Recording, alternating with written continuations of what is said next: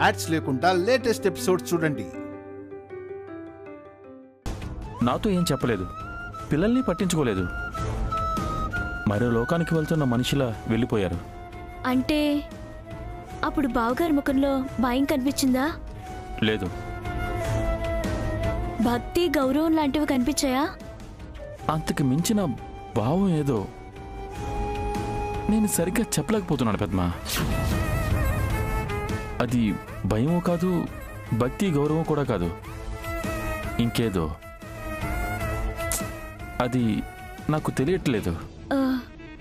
ఏమంటున్నారండి? ఆ కారులో మనిషి వల్ల బావగారికి ఏం కాదు కదా? బావగారికే కాదు, అక్కకు కూడా ఏం కాదు కదా? అదే నాకు అనుమానంగా ఉంది పెద్దమా. మనకు తెలిసినంత వరకు అన్నయ్య వదిన పిల్లలు ఇప్పుడు చాలా హ్యాపీగా ఉన్నారు. ఆ కారులో వచ్చిన మనిషి వల్ల ఈ ఆనందం సంతోషం ఉంటాయో ఉండవో. ఈ చిన్న కుటుంబం చెల్లాచెదరైపోతుందేమో,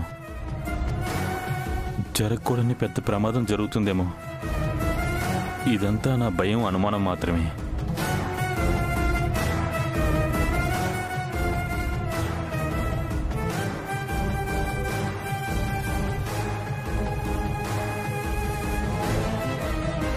దేవుడా, అలాంటి ప్రమాదాలు ఏమీ జరగకూడదు స్వామి. అక్క, బావ, పిల్లలు సంతోషంగా ఉండాలి.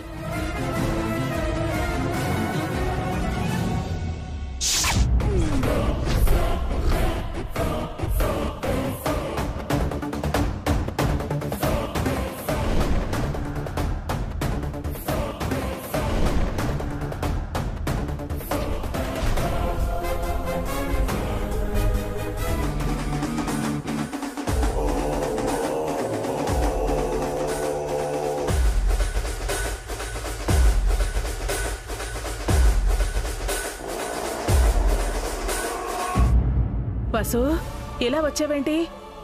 బన్నీ ఇక్కడికొచ్చాడా పిన్ని? బన్నీ రాలేదు, అనుకెత్తి వచ్చారు. పాపం ఆ పసి పిల్లల్ని అఖిల్, హారిక ఎన్నెన్ని మాటలన్నారు. తింటున్న పిల్లల్ని బలవంతంగా లేపి బొమ్మలు లాక్కుని ఇంట్లో నుంచి గంటేశారు.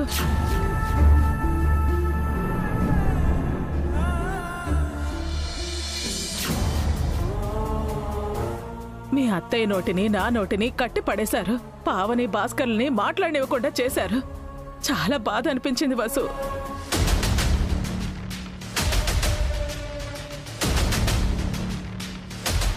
హారిక అక్క ఇంట్లో ఉన్నారా పిన్ని? ఉన్నారు. హారిక, హారిక, హారిక!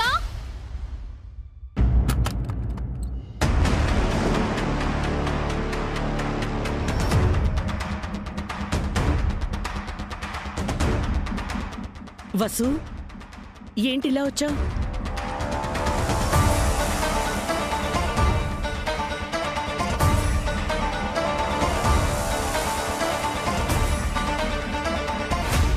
బన్నీ ఎక్కడా?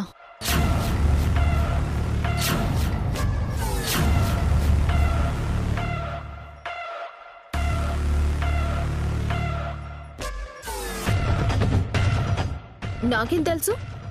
పసి పిల్లలని కూడా చూడకుండా అను, కీర్తిలని అవమానించారంట. ఈ ఇంటికి రావద్దని చెప్పారంట. ఈ ఇంట్లో నుంచి వెళ్ళిపోయిన వాళ్ళకి మళ్ళీ ఇంట్లో ఏం పని? మా ఆయన ఈ ఇంటిని, ఈ ఆస్తిని మీకు దానం చేశాడు. అది మర్చిపోకండి. మీరు అనుభవిస్తున్న ఈ ఐశ్వర్యం అంతా ఆయన మీకు పెట్టిన భిక్ష. అది గుర్తుపెట్టుకోండి.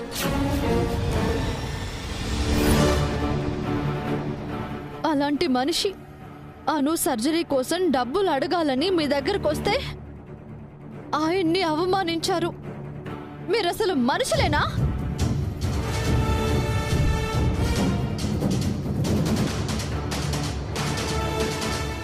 ఆ రోజు సర్జరీకైన డబ్బులు ఎవరిచ్చారో మీ ఆయన మీతో చెప్పలేదా? ఆయన చెప్పాలనుకుంటే చెప్తారు. అది మీకు అనవసరం.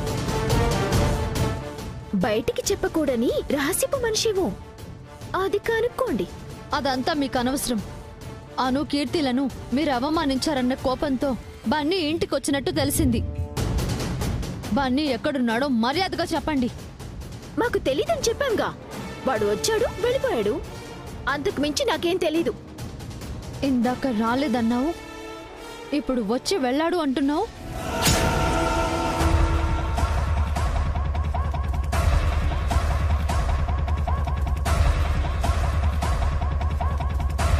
పిల్లల పట్ల ఇంత దారుణంగా ప్రవర్తిస్తే నీకసలు పిల్లలే పుట్టరు, నీకసలు పిల్లలే పుట్టరు, నీకసలు పిల్లలే పుట్టరు.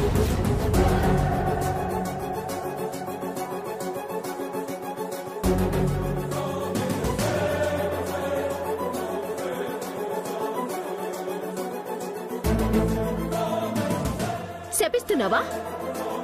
వార్నింగ్ ఇస్తున్నాను. పిల్లలు దేవుళ్లతో సమానం. వాళ్ళని బాధ పెడితే నువ్వు జీవితాంతం బాధపడతావు.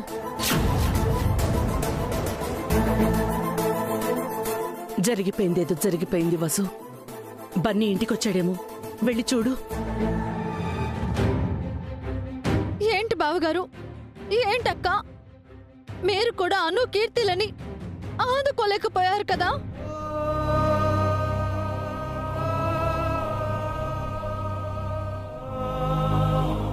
ఇంటికి పెద్దవారు, మీరు కూడా మౌనంగా ఉండిపోయారా అత్తయ్య?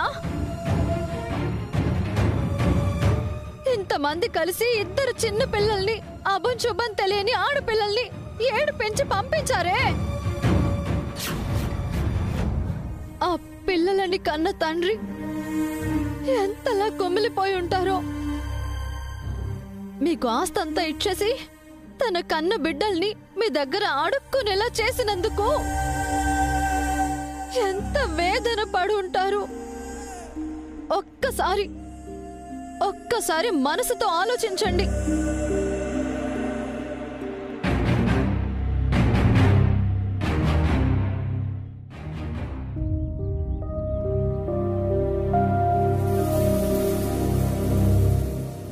మీరు మనుషులైతే మీలో మానవత్వం చచ్చిపోయినందుకు సిగ్గుపడండి.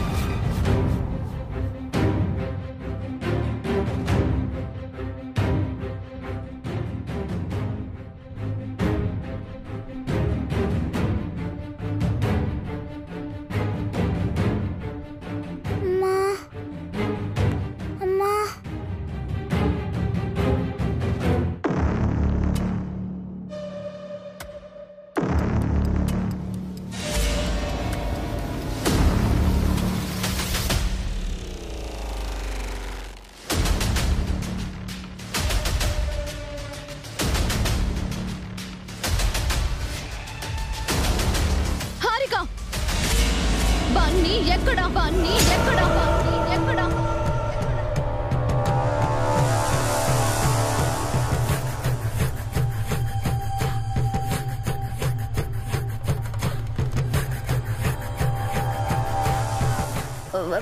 నాకేం తెలుసు, వెళ్ళిపోయాడు. బయట బన్నీ చెప్పులున్నాయి. బన్నీ ఇక్కడికొచ్చాడు. నా కొడుకునేం చేశావు? చెప్పు, చెప్పు.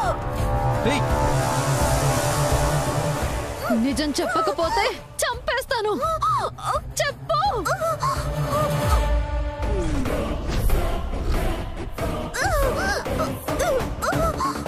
తనకి తెలియదు అంటుంది కదా, వదలండి. చెప్పు,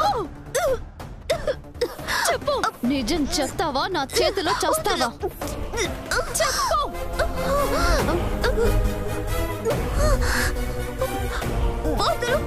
చెప్తావా లేదా?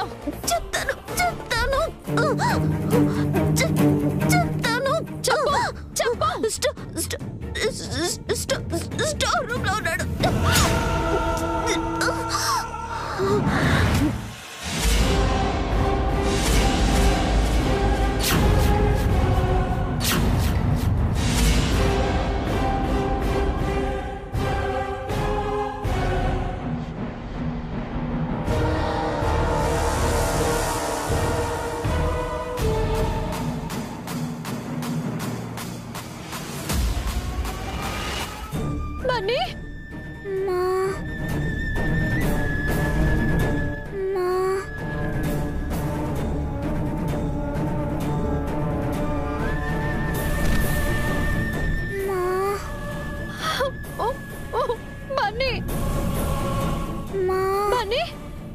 బన్నీ బన్నీ ఏమైంది బన్నీ? మాట్లాడు బన్నీ. లే నాన్న లే.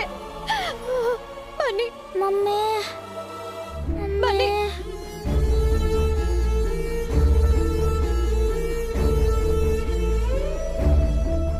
మాట్లాడు బన్నీ. మమ్మీ బన్నీ బన్నీ బన్నీ బన్నీ కళ్ళు తెరు బన్నీ. బన్నీ బన్నీ మాట్లాడు బన్నీ. బన్నీ చెప్పు బన్నీ. మమ్మీ ఏమైంది బన్నీ? ఏమైంది? హారిక పిన్ని నన్ను కొట్టి ఈ రూమ్ లో పడేసి వెళ్ళిపోయింది మమ్మీ.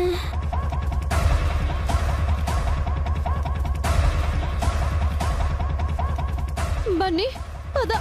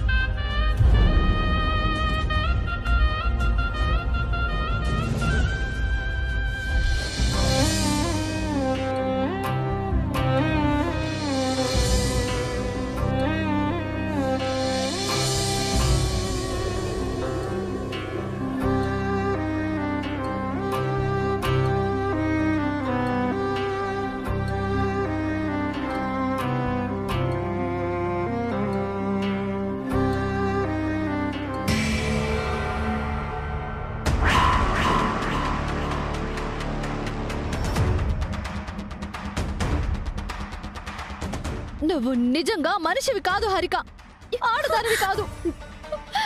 ఇందాక వార్నింగ్ ఇచ్చాను, ఇప్పుడు శపిస్తున్నాను. నువ్వు ఈ జన్మలో అమ్మవి కాలేవు. నీలాంటి దుర్మార్గురాలికి దేవుడు బిడ్డనివ్వడు. దేవుడు బిడ్డనివ్వడు. దేవుడు బిడ్డనివ్వడు.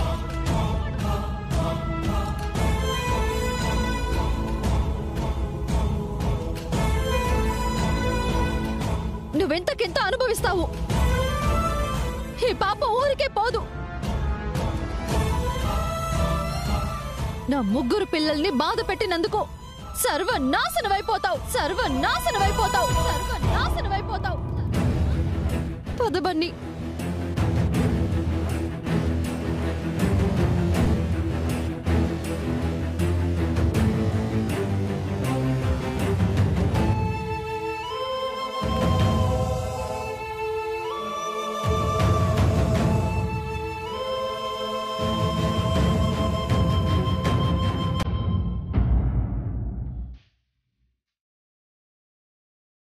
ఏంటి హారిక ఇది?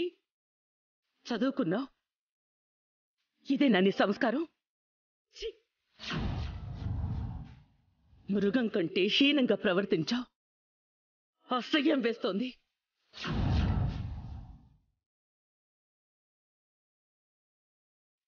ఇన్నాళ్ళు నీలో గర్వం పొగరు మాత్రమే ఉన్నాయనుకున్నాను హారిక. ఇంత క్రూరత్వం ఉందా? చిన్నపిల్లాడిని కొట్టి మరి బంధించడమేటమ్మా, మరింత దుర్మార్గమా?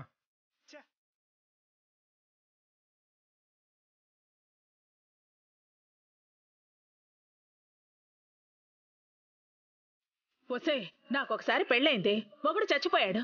నాకు మళ్ళీ పెళ్ళవుతుందో కూడా తెలీదు. గొడ్రాలుగానే మిగిలిపోయాను. రేపు నీకు పిల్లలు పుట్టినా సరే నువ్వు గొడ్రాలువేనే, కసాయిదానివే. ఛీ!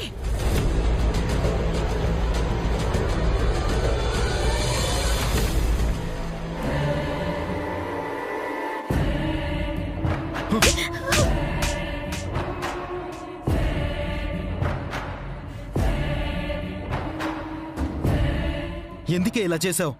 ఏదైనా చేసే ముందు నాతో చెప్పాలని చెప్పాను కదా నీకు. ఆ మనీ విషయం అలాగే చేసావు. ఇప్పుడు బన్నీ విషయం, వాడికి ఏదైనా అయ్యుంటే కాస్త బ్రెయిన్ యూజ్ చేయి. సొంత తెలివితేటలు వాడకు. ఇంకొకసారి ఇలా చేసావంటే ఆవిడ కాదు, నేనే చంపేస్తాను నిన్ను.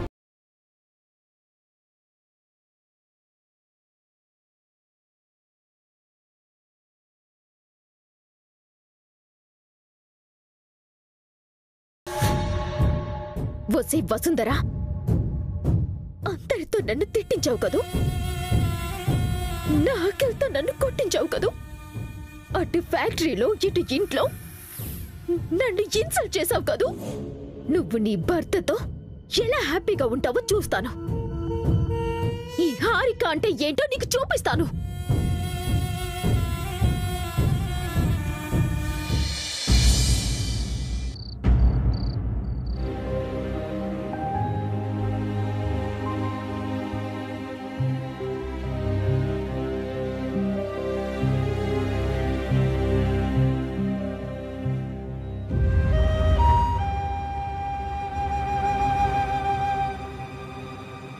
పిల్లలెక్కడా? నిద్రపోయారు బావగారు. ఎందుకలా ఉన్నారు? ఇందాక మీరు కారులో బయటకు వెళ్ళాక ఒక విషయం జరిగిందన్నా. ఏం జరిగింది?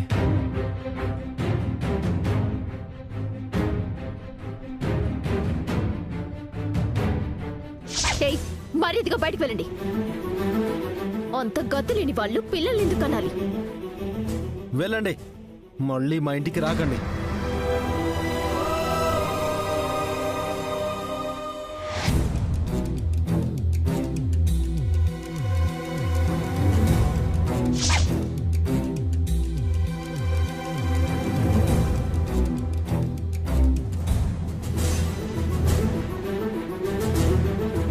మా చెల్లెలను మీరు ఏడ్పించారు, అందుకే వచ్చాను. అయితే ఏం చేస్తావేంటి?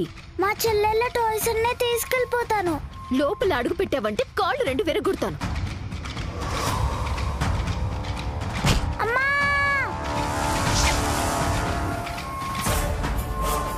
పిల్లలు చాలా ఫీల్ అయ్యారు బావగారు. అవునన్నా, చాలా బాధపడ్డారు. బాధపడ్డం కాదు, అవమానపడ్డారు. తన ఇంట్లో ఉండి పిల్లల్ని పట్టించుకోకపోతే వాళ్ళు ఇలాంటి అవమానాలు ఇంకెన్ని పడాల్సి వస్తుందో. అంటే తప్పంతా నాదే అంటున్నారా? ముమ్మాటికి తప్పు మీదే.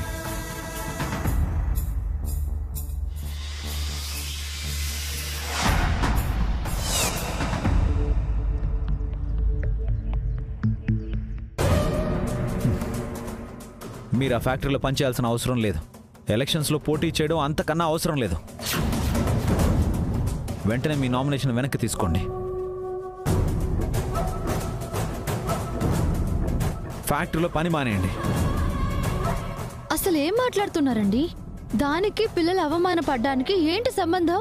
మీరు అలా చేయడం అఖిల్కి హారికకి ఇష్టం లేదు. అందుకే ఆ కోపాన్ని పిల్లల మీద చూపించారు. అప్పుడు మీరు కూడా ఫ్యాక్టరీలో పని మానేయండి. చూడండి, నేను అక్కడ ఉండాలి. నా అన్నయ్య తమ్ముడిని కాపాడుకోవాలి.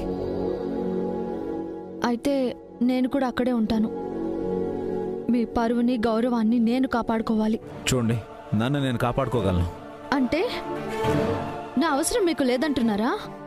నాకంటే పిల్లలకి మీ అవసరం ఎక్కువ ఉంది అంటున్నాను. మీ ఒక్క సంపాదన పిల్లలకి సరిపోదండి.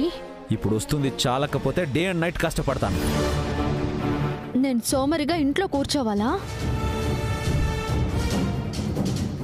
పిల్లల్ని పద్ధతిగా చూసుకోవాలి. వాళ్ళు ఇంకోసారి అవమానపడకూడదు. మీరెన్ని అవమానాలైనా పడచ్చా? అంటున్నది నా వాళ్లే అయినప్పుడు అది అవమానం ఎందుకు అవుతుంది? పగవాడు కొట్టినా సొంత వాళ్ళు కొట్టినా నొప్పి పుడుతుంది.